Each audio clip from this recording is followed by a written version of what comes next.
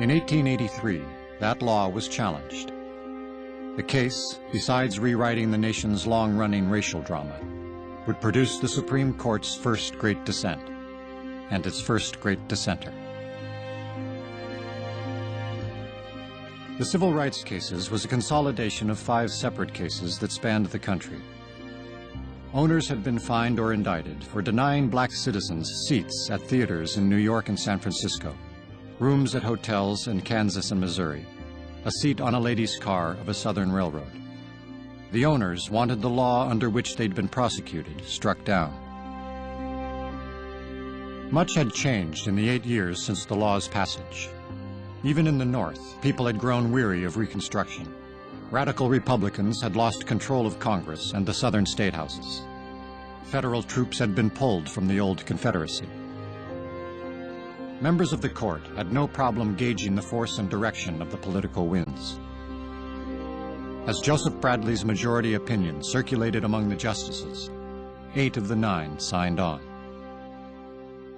The Supreme Court in 1883 strikes down the Civil Rights Act of 1875, and what the court says is the 14th Amendment prohibits a state from denying equal protection. Individual behavior does not offend the Constitution, and the federal government doesn't get to come in and fix this problem. The court took the view that the 14th Amendment gave no protection from private discrimination. The landlord could exclude you from renting his house. The innkeeper could exclude you from the inn. The theater could exclude you from the theater. The 14th Amendment said no state shall. It didn't say no landlady, no innkeeper, no theater manager. The opinion ends with Justice Bradley saying, there comes a time when, after the emergence of slavery, a person must take on the role of mere citizen and cease being a special favorite of the law. And what the court is announcing then is, Reconstruction's over. You're just like anyone else. There was only one justice who refused to join the majority. He was a starch-collared fundamentalist Presbyterian and former slaveholder from Kentucky named John Marshall Harlan. He was the only justice who'd seen slavery and Reconstruction up close. As Attorney General of Kentucky just after the Civil War, Harlan had been a vocal opponent of the 13th and 14th Amendments.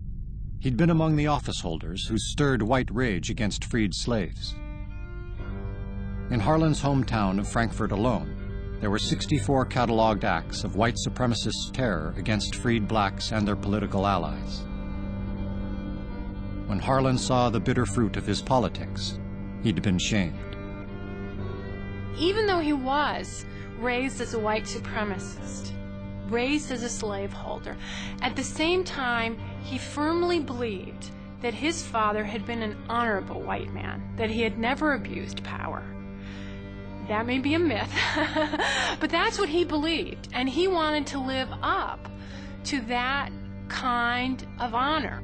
And so people threw his history back in his face, and he said, I would rather be right than consistent. The northern members of the court could talk in generalities about how the freedmen had become equal in the eyes of the law and no longer needed the special help of the federal government. But Harlan knew better. He knew the predicament that blacks faced in the South. And he knew that civil rights could not be protected simply with the abstractions of the language of equality, that civil rights required the federal government to give the aid that was necessary. Harlan determined to dissent in the civil rights cases, and to dissent loudly. But once he began to write, he found himself paralyzed, until his wife pulled from storage a strange memento the Harlans had bought. The inkstand Chief Justice Roger Taney had used to write his infamous Dred Scott decision, a decision in which he observed that blacks had no rights a white man was bound to respect. She cleaned it, she filled it with ink, and she put it on his desk, so that when he came home from church one Sunday, it was sitting there. And in effect, what she was reminding her husband was that the Dred Scott case needed to be undone. Harlan's dissent in the civil rights cases says, We, the court, protected the rights of slave masters and upheld congressional laws protecting slave masters. And now, when the Constitution has been amended to protect the rights of former slaves, we're striking down congressional laws designed to enforce that right. We are not treating the former slaves with the same kind of generosity that we once treated slave masters. And that's hypocrisy. Harlan is that one voice on the court that still embodies that previous commitment that was made just a few years earlier to that goal, to the goal of racial equality. But the rest of the country and the court had moved on.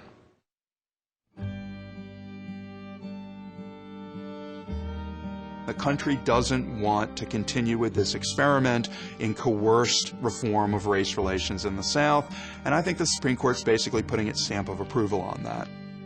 They're saying the national government is not going to intervene anymore in Southern race relations.